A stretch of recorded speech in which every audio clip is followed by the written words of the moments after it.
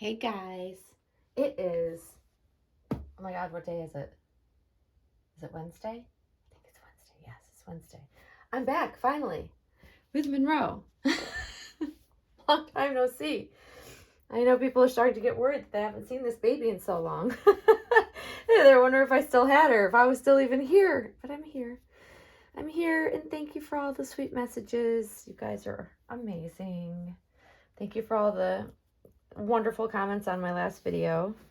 I know I scared some people. I did not mean to.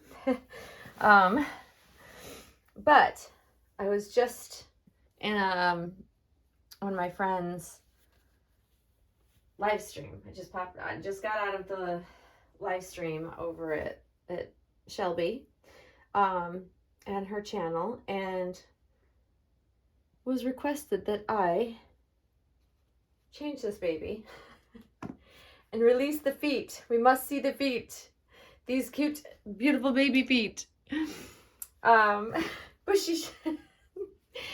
interesting, something I didn't know, which I find hilarious that Michelle, of course, figured out, is that the pom-poms are removable on these outfits.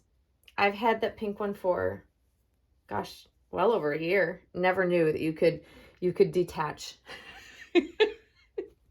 You could detach the pom-poms to wash it. I'm like, wow. I'm so wowed. So thank you, Michelle, for enlightening me. Oh my God. I was like, what? What is this nonsense? What is this magic trick I see? Oh, Lord. Oh, that was a fun live stream. So yeah, I'm trying to get back in the swing of, making videos, and I'm on break. And funny enough, the minute I have time, to do things, I'm doing other things, that's not work. And so I've just been, of course, enjoying the holiday, enjoying my family, enjoying friends. I have a very dear friend that is about to leave for a month. I'm not going to get to see him for a month. So I'm bummed about that, but also excited for him. And, so I'm spending time doing all the things that I should be doing when, I normally wouldn't take the time because I'm so busy with work. So it's been lovely, but it's also been hard to switch and get back into baby mode, but I really need to. And I missed, spending some time with Monroe. I won't lie. And so I popped on to Michelle's live stream, and she was changing Alice out of her Me Loves outfit so that she could see these baby feet. And I guess that is really what ultimately gave me the motivation to want to change Monroe, because I love that outfit on her. It is like the sweetest thing, and this hat is like the cutest thing ever on her. I just don't even want to take it off, but I know I have to. Leave it on her.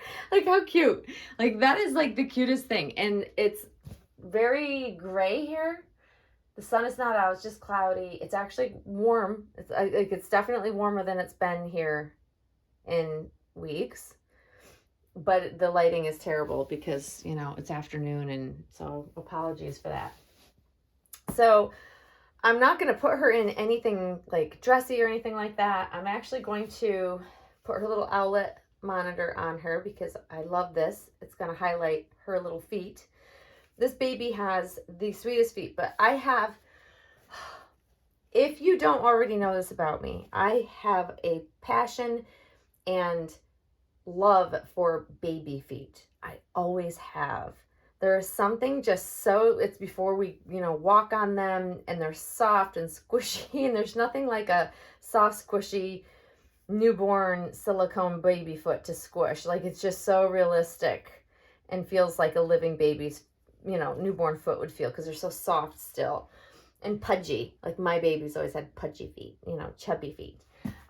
So I love to highlight these baby feet whenever I have the chance. And, even when my real children were newborns, when I would feed them, when I would nurse them, I would literally just sit as I'm rocking them and feeding them. I would rub their feet. I would just literally just massage their feet. And they always loved that. And created monsters because they still love having their feet rubbed. But I mean, who doesn't love their feet? I mean, some people don't like their feet rubbed, but I like my feet rubbed. But like, it's just, I've always just enjoyed little baby feet. And Monroe's feet are just the epitome of a chubby newborn baby foot, with all of the tiny little, the wrinkles. Like, it's not just the big wrinkles that Claire sculpted into these feet, but there are tiny wrinkles literally all through the sides and around, like how the ankles look.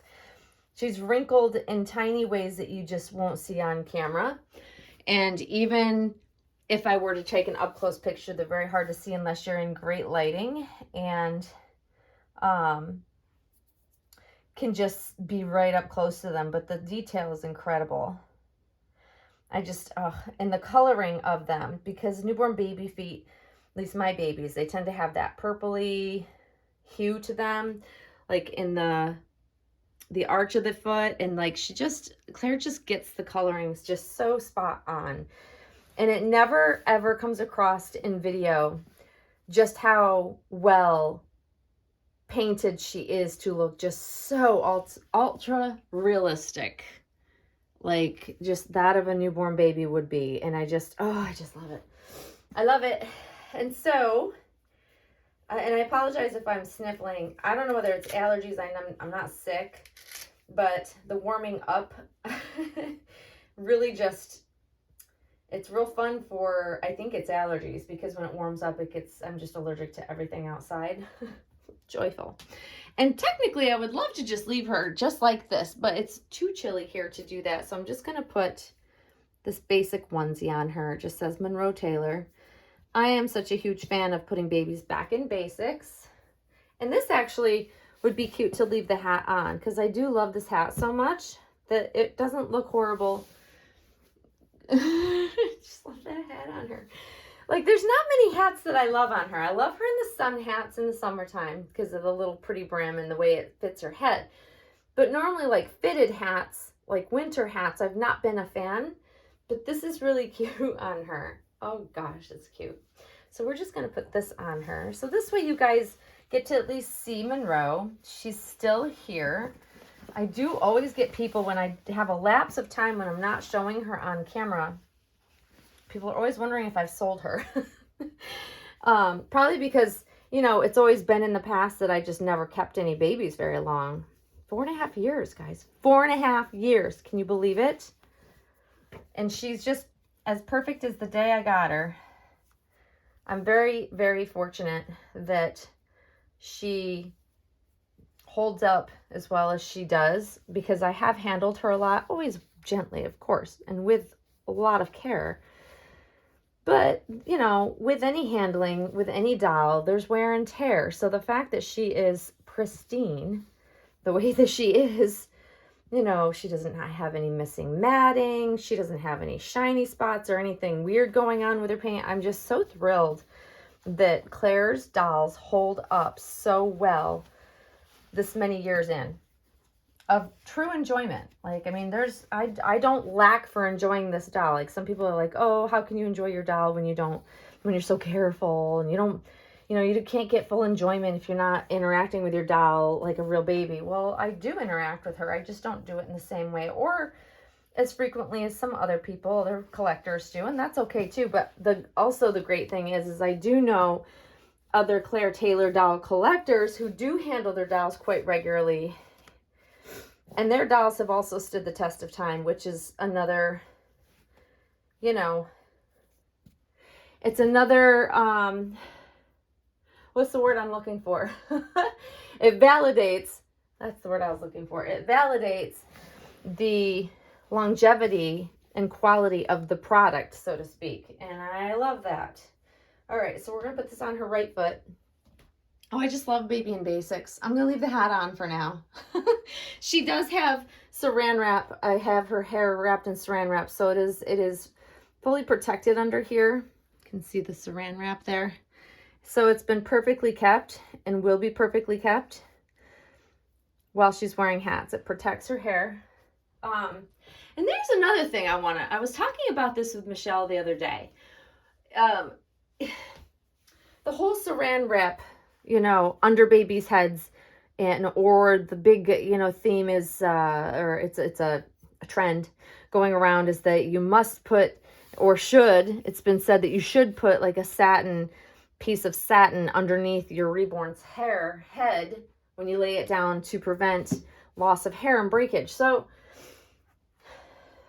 riddle me this. Riddle me this. I have collected reborns for many moons. Back to the early days of when rooting just began. Back when we first collected, it was glued on wig. Not reborn in any way. Just a slapped on, glued on wig of mohair.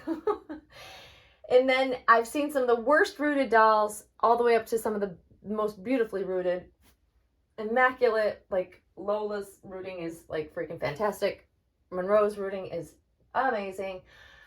And yet I have not had the problem of hair loss that everybody is speaking about. And so it baffles me a little bit that, this trend has been put out there that you must put, something underneath their heads to protect the mohair. So it lends me to think, because this is how my brain works. This is always how my brain works, is like problem solving. Like, okay, if I've had that many reborns, and granted, I've had some for longer periods of time, some for shorter periods of time, but I've had some that I've had for a really long time as well. And I have never had a problem of hair falling out on the back of their heads. Only one artist that I know of, and it was a silicone. So I'm eliminating silicone from the mix, because we know silicone, hair comes out much easier, much quicker, especially if you're brushing it on a regular basis or handling, messing with it, because it's not, you can't glue it down from the inside. It's a solid piece of silicone. However, some artists are better at rooting very deeply and in a manner that makes it very hard to pull the hair out, and therefore less hair loss. Claire Taylor is a pro at that. But there are other silicone artists that are not as good at that, and yes, they're known for, some hair loss. But that aside, I'm talking about reborns. Reborns that, if rooted and sealed on the inside, glued, sealed, I don't see where the hair should be falling out if it's done properly. Also, is it really a mohair issue more than it is like the sealing and handling of? Like, is it because the mohair is too brittle? Because if you look at how they process mohair, it's not all processed in the same manner depending on where you get it from. It also depends on how coarse it is, how fine it is, how durable it is. But over-processed hair of any kind becomes brittle and breaks. So, how they dye it and they process it is probably really important. But I don't know whether I've just been that lucky over the years to not have that be an issue with my dolls. Because knock on wood, I'm going to knock on wood, has not been an issue. Not even with my silicone dolls. So I'm wondering if it's just a trend because it's happened a couple times and everybody's just, being really super cautious. Or is this something that someone out there, if one of you has experienced a lot? I'm curious, because it just hasn't happened to me. Therefore, I don't put anything behind my dolls' heads because I haven't had the need to.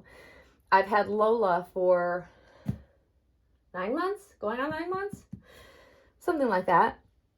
I've never had to put any saran wrap under her head. I do wrap it to put hats on, because that, putting hats on, sliding them on and pulling them off of their heads does create friction, and that is a good way to protect. But as she's just laying, I've never had to put anything under her hair, and she has had no hair loss, no hair breakage. But I've also noticed the quality of her mohair is amazing. It's very soft. It doesn't look dry. And I've had dolls right out the gate when I first got them directly from an artist, where you can tell that the mohair is very dry immediately. So it's never going to be good. Like if it starts off bad, it's only going to get worse.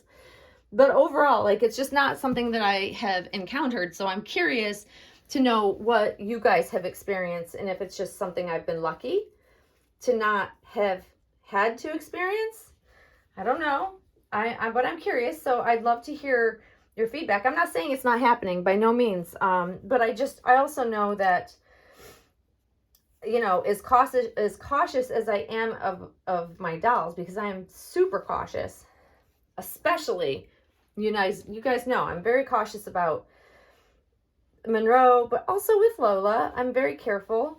But I just would love to hear your feedback, or if you think it's just kind of more of a trend and it's, precaution precautionary, or as we say, a cautionary tale, so that in case you do happen to have a reborn that has not so great mohair, that it does protect it. And does it really make a huge difference? Because once again, I haven't used, you know, the satin little pieces, but I'm very curious. And I'm not passing judgment. I just know that it's bound to have happened to people out there, because I was talking to Michelle. She has a particular doll that has a patch of hair missing. Literally just not touching the doll, the hair's breaking, but that she thinks is a lot to do with the mohair quality. So it sparked this whole discussion that I was just so curious about, because I haven't experienced it. So I'm curious to know if you guys have experienced it, and do you use the satin, or the like little satin cloths that I see some collectors putting under their dolls' heads when they have them in displayed, however. Or I've even seen like saran wrap pieces that they'll put their heads on. And just curious if you do use that, you practice that, so if you're willing to share, what I'm getting at is, do you use one of those methods to protect the back of your doll's hair? And did you experience like a huge amount of hair loss that made you decide to do that? Or is it more of a precaution just in case?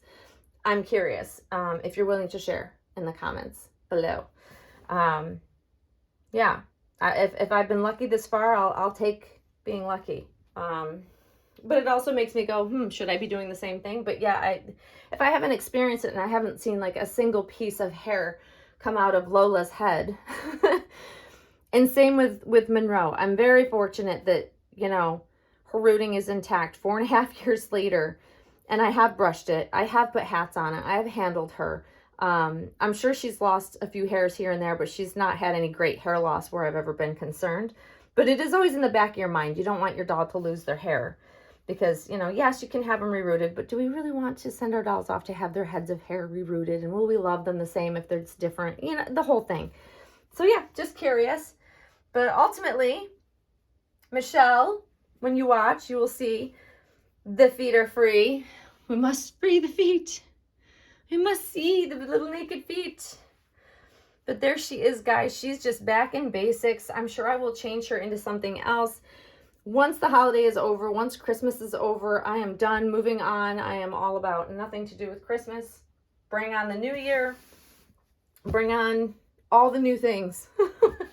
And, you know, the society pushing everybody to get on a diet and go work out if you haven't all year long, which cracks me up. Oh, gosh. But anyways, guys, there is Monroe. Hopefully you guys enjoyed seeing her. Hopefully you enjoyed seeing her cute little tootsies. They're so cute. Oh, my goodness. In the live stream, it was cute because, and then I will end this. I'll wrap this up. I'm sorry. It just made me think about, like, Michelle was swooning over Alice's little nail beds and the little, like, the detail of the nails, and just how artists are able to get such detail on tiny, tiny little toes. And it is incredible. It really is, the details. And if you are a baby foot person, this will wow you every single time. Literally every single time. Like these little tiny wrinkles on the top of her. Like, she's just so wrinkly and perfectly cute and newborn. Little old wrinkly, how did she say it? Little old lady wrinkly ankles. Anyways, guys, there she is. I hope you are enjoying your week. If you're off, yay for you, like me. If you're not, hopefully your work week will fly by and we'll be to the new year in no time. And until then, guys, thank you as always for watching, and we'll see you soon. Bye-bye.